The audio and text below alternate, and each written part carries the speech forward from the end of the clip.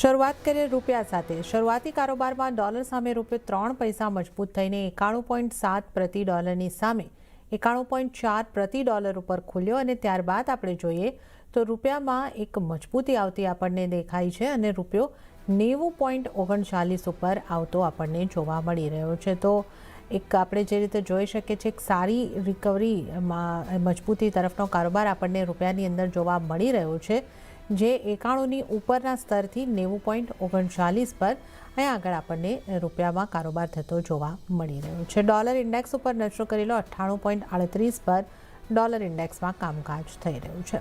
વધારે ચર્ચા કરીશું। ટ્રેડબુલ સિક્યુરિટીઝના ભાવિક પટેલ આપણી સાથે જોડાઈ ગયા છે। ભાવિકજી, સ્વાગત છે આપનું CNBC બજાર પર। અને જે રીતે આપણે જોઈ રહ્યા છે કે રૂપિયામાં આજે મજબૂતી સાથે શરૂઆત થઈ અને આ મજબૂતી આપણને વધતી જોવા મળી રહી છે, તો આ રિકવરીના કારણો તમે કઈ રીતે જોઈ રહ્યા છો? જે અહીંયા આગળથી આપણે યુએસના બેરોજગારીના આંકડા આવ્યા છે એની એક ઇમ્પેક્ટ અહીંયા આગળ આવી રહી છે, કઈ રીતે આપ કરન્સીની ચાલને જોઈ રહ્યા છો? ગુડ મોર્નિંગ જર્નાજી। આઈ થિંક આરબીઆઈનું ઇન્ટરવેન્શન જ છે, કારણ કે રૂપિયો આજે ઇનફેક્ટ ઓપન થયો હતો ત્યારે 91.20નો હાઈ માર્યો હતો અને એના પછી આપણે 15 જ મિનિટમાં જેવું કે 91.20થી સીધું 89.73નો લો માર્યો અને એના પછી 90.40ની આસપાસ આવી રહ્યો છે। એટલે ક્લિયરલી આટલો હેવી સેલિંગ એક શોર્ટ ટર્મમાં થાય છે એ ક્લિયરલી આરબીઆઈની જ ઇન્ટરવેન્શન છે, કારણ કે ઓલ્ધો આરબીઆઈ ગવર્નરે તો કીધું છે કે અમે રૂપિયામાં અત્યારના અહીંયા જે છે અમે કમ્ફર્ટેબલ છે, but I think political pressure પણ હશે, કારણ કે અત્યારના આપણે જોઈ રહ્યા છે પાર્લામેન્ટમાં પણ રૂપિયાને લીધે ઘણી બધી ચર્ચા થઈ રહી છે।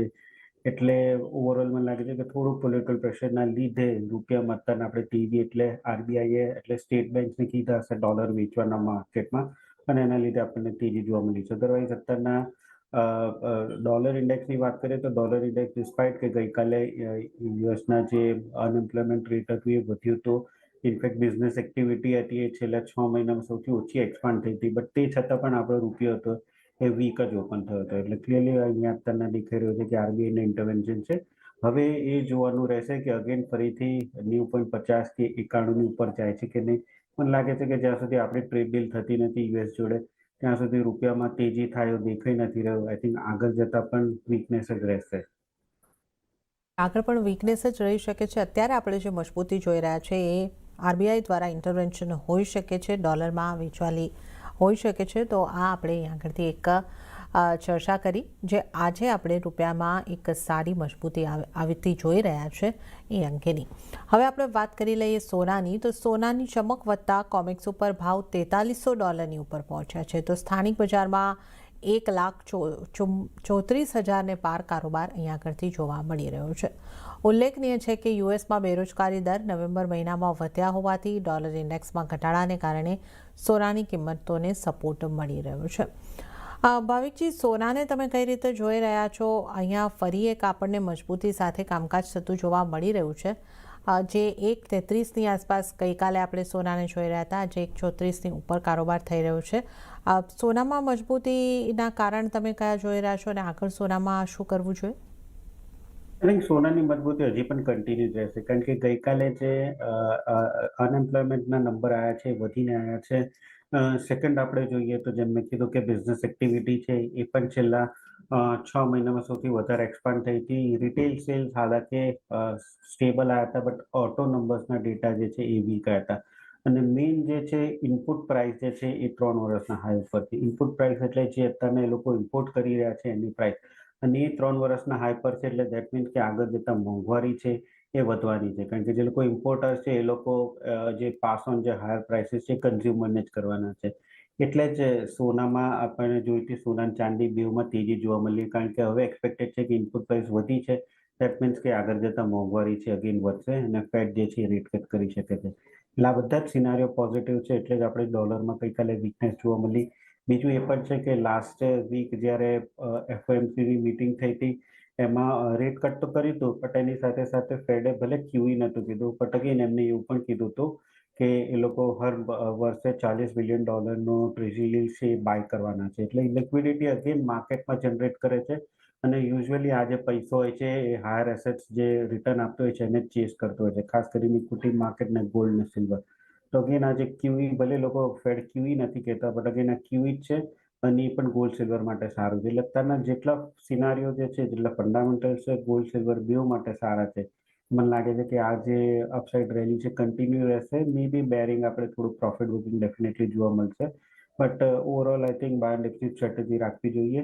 આજના દિવસમાં ગોલ્ડમાં મિનિમા હું વાત કરીશ કારણ કે હવે સોનામાં જેમ જેમ ક્રિસમસ ટાઈમ આવશે એમ એમ વોલ્યુમ ઓછા થશે અને વોલેટિલિટી વધારે વધશે. એટલે મિનિમા આજે 1,32,500ની આસપાસ બાય કરી શકાય છે 1,33,500ના ટાર્ગેટથી અને 1,32,000નો સ્ટોપ લોસ રાખી શકાય છે.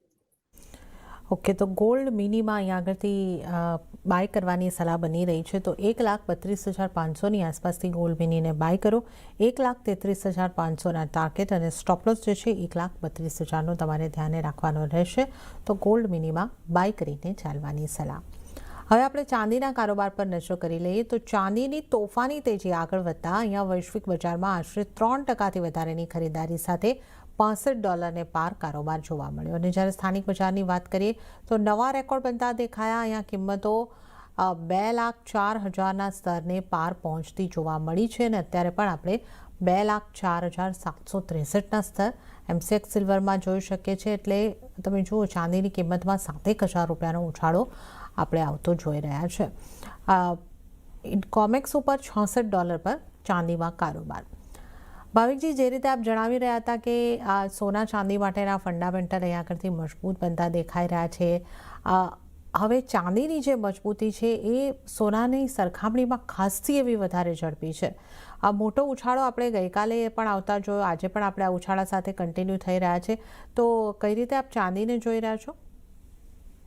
ચાંદીને મને લાગે છે કે મે બી 2026માં આપણને $75 સુધીનું પણ લેવલ જોવા મળી શકે છે અને મે બી એમસીએક્સમાં 2,25,000 ને 2,50,000. હાલાકી ચાંદી જે અત્યાર સુધી છેલ્લા 2025 પહેલા જોઈએ તો ગોલ્ડની કમ્પેરેટિવલી બહુ જ અંડર વેલ્યુડ હતી. ઇનફેક્ટ ફર્સ્ટ હાફમાં પણ અમે 2025માં કહેતા હતા કે સિલ્વર જે છે ઘણી અંડર વેલ્યુ છે ગોલ્ડની કમ્પેરિઝનમાં. હવે લાગી રહ્યું છે કે થોડુંક એટ પાર આવી રહી છે કારણ કે ગોલ્ડ સિલ્વર રેશિયો પણ આપણે જોઈએ તો 70ની નીચે છે.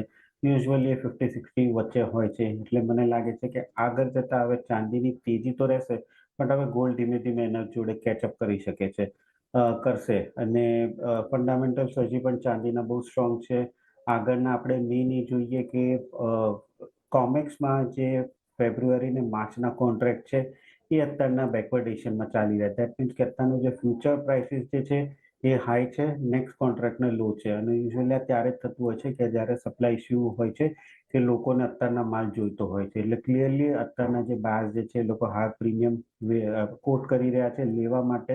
એટલે આગળના કોન્ટ્રાક્ટ જે છે એ લો પ્રાઇસ પર ચાલી રહ્યા છે. બેકવર્ડેશન યુઝ્યુઅલી સારું જ હોય છે પ્રાઇસીસ માટે. એટલે આ બધું જોતા મને લાગે છે કે ચાંદીની જે ચમક છે એ હજી પણ વધારે ચાલશે અને ઓવરઓલ ગોલ્ડ અને સિલ્વરમાં વેરી શોર્ટ ટર્મ અગેન હું સિલ્વરને પિક કરીશ કારણ કે મોમેન્ટમ બહુ સારું છે. આઈ થિંક ગઈકાલે $65 ઉપર ઘણી બધી શોર્ટ પોઝિશન હતી. એ જેવું ટ્રિગર થયું તો શોર્ટ કવરિંગ આપણને જોવા મળ્યું છે 66 સુધી આવી ગયું છે. તો ક્લિયરલી ચાંદીમાં બાય એન્ડ એક્સચેન્જ સ્ટ્રેટેજી રાખવી છે. મિનિમાં આજે 2,05,000ની આસપાસ બાય કરી શકાય છે. 2,07,000ના ટાર્ગેટથી અને 2,03,000નો સ્ટોપ લોસ રાખી શકાય છે. ઓકે, તો સિલ્વર મિનીમાં પણ અહીંયા આગળથી સિલ્વરમાં પણ મિનીની અંદર બાય કરીને ચાલવાની સલાહ અહીંયા આગળથી મળી રહી છે અને 2,07,000 સુધીના ટાર્ગેટ અહીંયા આગળથી આપને જોવા મળી શકે છે. તો ગોલ્ડ મિની, સિલ્વર મિનીમાં ખરીદારી કરીને ચાલવાની સલાહ બની રહી છે. આપણે ચાંદીની કિંમતોની વાત કરી રહ્યા હતા 2,04,000ની આસપાસ. અત્યારે આપણે ચર્ચા કરી રહ્યા છીએ 2,05,000ની ઉપર ચાંદીની કિંમતો પહોંચી રહી છે. તો ચાંદીની મજબૂત તેજી આગળ વધતી આપણને જોવા મળી રહી છે. સિલ્વર મિનીમાં ખરીદી કરીને ચાલો. ગોલ્ડ સિલ્વરની આપણે અહીં આગળથી વાત કરીએ અને આ સાથે હાલ સમય થઈ રહ્યો છે નાનકડો બ્રેક લેવાનો. લઈશું બ્રેક અને બ્રેક બાદ વધુ કોમોડિટીઝની ચર્ચામાં ભાવિક પટેલ સાથે આગળ વધીશું.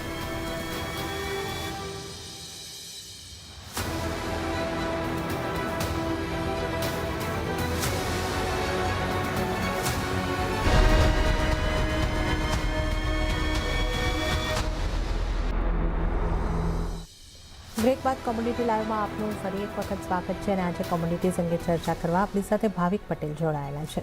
મેટલ્સના કારોબાર પર નજર કરીશું. શરૂઆતી કારોબારમાં સ્થાનિક બજારમાં આ મોટાભાગની મેટલ્સમાં લીલા નિશાનની અંદર કારોબાર જોવા મળી રહ્યો છે. એક લેડમાં લાલ નિશાનમાં કારોબાર અહીંયા આગળથી આપણને જોવા મળી રહ્યો છે. કોપરમાં મજબૂતી આપણને જોવા મળી રહી છે અને વૈશ્વિક બજારમાં પણ ડોલર ઇન્ડેક્સમાં આવેલી વેચવાલીનો સપોર્ટ મેટલ્સને મળી રહ્યો છે. ભાવિકજી, મેટલ્સ અહીંયા આગળથી કઈ રીતે જોવી જોઈએ? કોપર હવે જે રીતે આપણે 1100ના ઉપર સસ્ટેન થતી જોઈ રહ્યા છે, આ મજબૂતી આગળ વધી શકે અને કોપર સિવાય પણ અન્ય કઈ મેટલમાં આપ ખાસ ફોકસ રાખવાની સલાહ આપશો? કોપર અને એલ્યુમિનિયમ એ બે સારા લાગી રહ્યા છે. ઝીંક થોડોક અંડર પરફોર્મ કરી રહ્યો છે Excuse me. અને મને લાગે છે કે ઝીંક આગળ જતા પણ થોડીક વીકનેસ જોવા મળી શકે છે. 300ની આસપાસની બી આવે તો બાય કરી શકાય, બટ હાલ અત્યારના ઝીંકને એવોઇડ કરવું જોઈએ. કોપરની વાત કરીએ તો કોપર 1100 ઉપર સસ્ટેન કરી રહ્યું છે.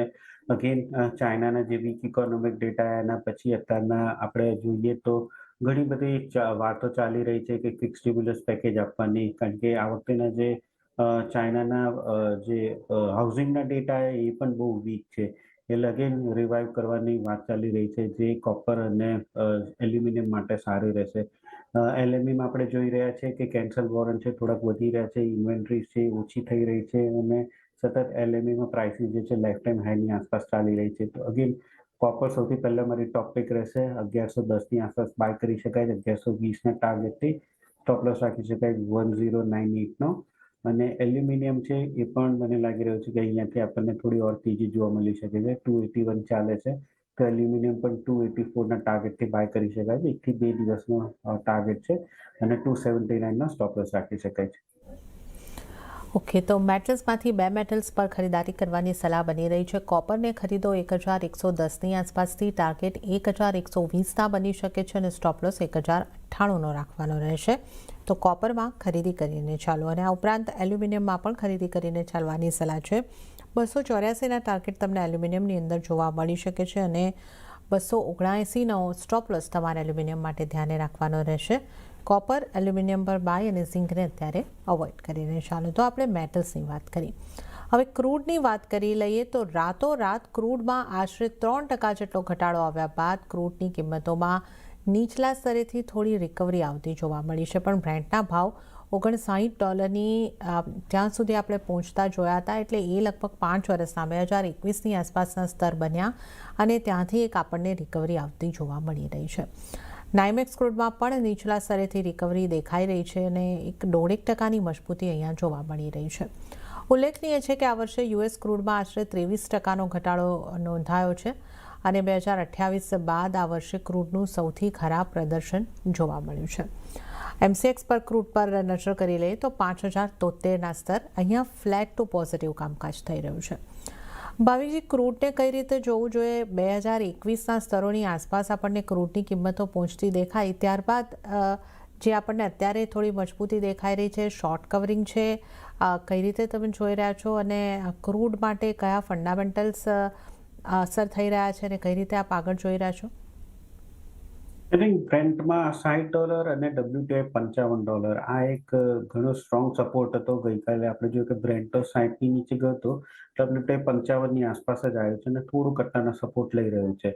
ઓવરઓલ અત્યારના હજી પણ માર્કેટને ઓવર સપ્લાયનો ફિયર છે. આજે થોડીક આપણને તેજી જોવા મળી છે એ એક છે કે અત્યારના ટ્રમ્પે સેન્કશન જે વેનેઝુએલા ઓઇલ ટેન્કર્સ છે એના ઉપર બ્લોકેડ કરવાનો નિર્ણય લીધો છે, જેના લીધે ઓફકોર્સ થોડુંક આપણને તેજી જોવા મળે છે. બટ અગેન વેનેઝુએલા આપણે જોઈએ તો કેટલાય વખતથી જે લોકોનું પ્રોડક્શન ડેટા છે નંબર્સ જે છે એ સેન્કશન્સના લીધે ઓછું ને ઓછું થાય છે. એટલે અહીંયાથી જો ઇનફેક્ટ પૂરેપૂરું વેનેઝુએલાનું માર્કેટમાંથી જે ઓઇલ જે આવે છે એ કટ ઓફ થઈ જાય તો પણ એટલી અછત નહીં થાય, કારણ કે ઓવર કેપેસિટી હજી પણ છે, ઓવર પ્રોડક્શન હજી પણ છે. એટલે જ આ જે ટ્રમ્પના ન્યૂઝ ઉપર બ્લોકેડ ઉપર બહુ માર્કેટે મોટું રિએક્શન નથી આપ્યું, કારણ કે ઓવરઓલ હજી પણ ઓવર સપ્લાયની ચિંતા તો છે જ. તો અહીંયાથી પણ મને લાગી રહ્યું છે કે કોઈ તેજી થશે તો એ પણ અગેન સેલિંગ ઓપોર્ચ્યુનિટી રહેશે. અત્યારે સસ્ટેનેબલ રેલી માટે કોઈ જ ફંડામેન્ટલ્સ દેખાઈ નથી રહ્યા. મે બી અહીંયાથી એક વસ્તુ છે કે જરૂરથી અહીંયા આટલું ઓલરેડી કરેક્ટ થયું છે તો અહીંયાથી શોર્ટ પોઝિશન્સ તો ડેફિનેટલી ના લેવાય. એટલે જો કોઈ એગ્રેસિવ ટ્રેડર્સ હોય તો ડેફિનેટલી અહીંયાથી એકવાર બાય કરી શકાય છે 5000ના સ્ટોપ લોસથી અને 5175નો ટાર્ગેટ રાખી શકાય છે.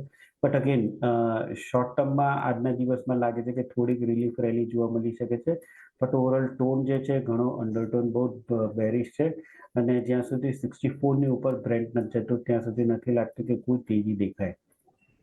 એ તો અંડરટોન બેરિશ છે, પણ આજે તમને એક પુલબેક દેખાઈ શકે છે. તો આજના માટે તમારા માટે સલાહ છે, તમે ખરીદી કરી શકો છો, પણ એગ્રેસિવ ટ્રેડર્સ માટે આ સલાહ અહીંયા કરતી છે.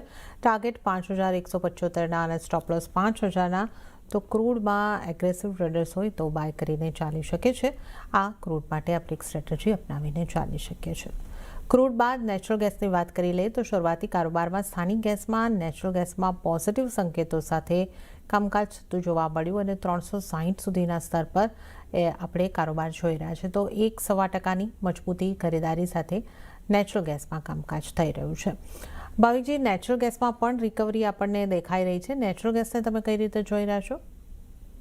પણ નેચરલ ગેસમાં પણ અત્યારના આપણે જોઈએ તો સારું એવું કરેક્શન જોવા મળ્યું હતું. એક્સપેક્ટેડ હતું કે આ વખતે વિન્ટર બહુ સ્ટ્રોંગ રહેશે યુએસમાં, બટ વિન્ટર અત્યારના એટલી બધી સ્ટ્રોંગ છે નહીં, ઠંડી એટલી છે નહીં અને પ્રોડક્શન તો એ લોકોનું હાઈ જ છે.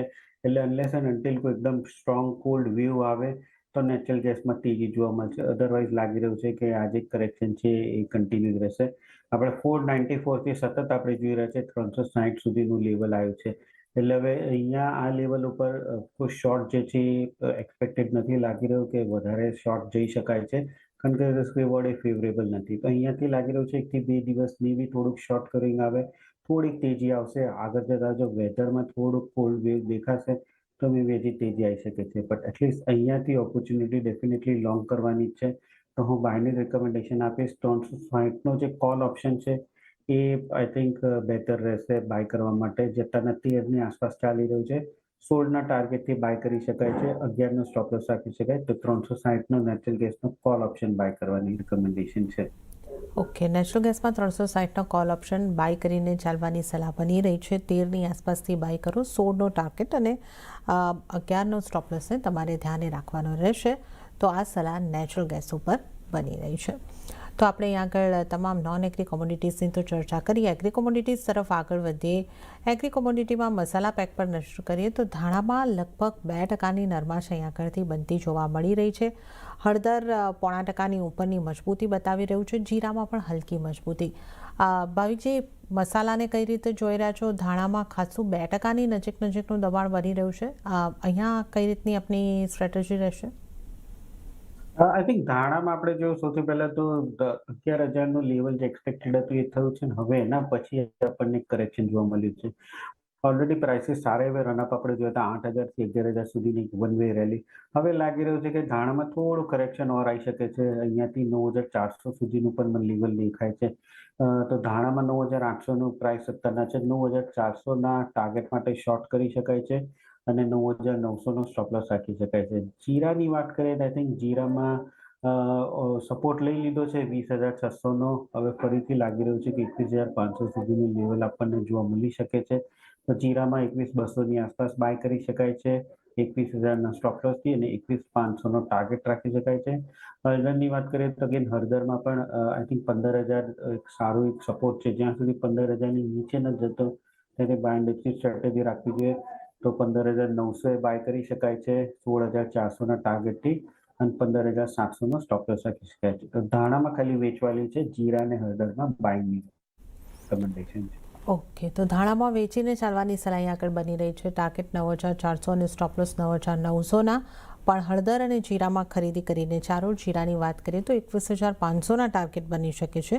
21,000નો સ્ટોપ લોસ તમારે ધ્યાને રાખવાનો રહેશે. અને વાત કરીએ હળદરની તો હળદરમાં 16,400ના ટાર્ગેટ માટે ખરીદી કરી શકો છો. 15,700નો સ્ટોપ લોસ તમારે ધ્યાને રાખવાનો રહેશે. તો આ આપણે મસાલાની પણ વાત કરી છે.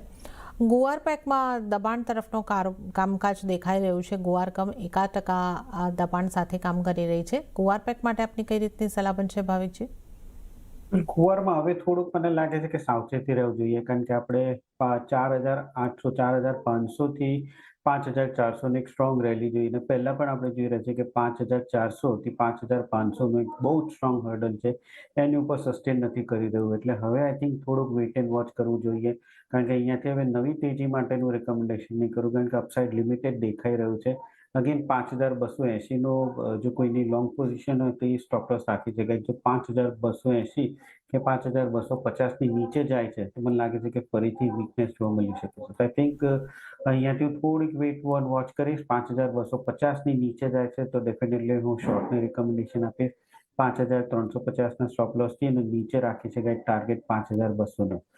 ગમની વાત કરીએ તો ગમમાં પણ આપણે સેમ વે જોયું છે કે ઓલરેડી 8600 થી 9800 ની એક રેલી વન વે થઈ ગઈ છે. આમાં પણ 9980 થી 10000 નું એક સ્ટ્રોંગ હર્ડલ છે જે અગેન વેટ એન્ડ વોચ કરવું જોઈએ. જો 10000 ની ઉપર જાય છે તો બાય કરી શકાય છે, અધરવાઇઝ અહીંયાથી થોડુંક કોશિયસ રહેવું જોઈએ. તો ગમમાં હું 10000 ની ઉપર જો જાય છે તો જ હું બાયની રિકમેન્ડેશન આપીશ. ઓકે, તો ગુવાર સીડમાં જણાવેલા લેવલ ખાસ મહત્વના રહેશે. આ લેવલ સુધી વેટ એન્ડ વોચની સલાહ બની રહી છે. અને ત્યારે જ ભાવિકજી, આપનો આભાર. આપ અમારી સાથે જોડાયા અને તમામ કોમોડિટીઝ અંગે ચર્ચા કરી. આપનો ખૂબ ખૂબ આભાર. અને સાથે જ કોમોડિટી લાઈવમાં હાલ પૂરતું આટલું જ. હાલ મને પણ આપશો રજા, પણ આપ CNBC બજાર સાથે જોડાયેલા રહો. આગળ મારા સહયોગી પ્રીતિ દલાલ આપને માટે લઈને આવશે બજાર હેલ્પલાઇન. નમસ્કાર.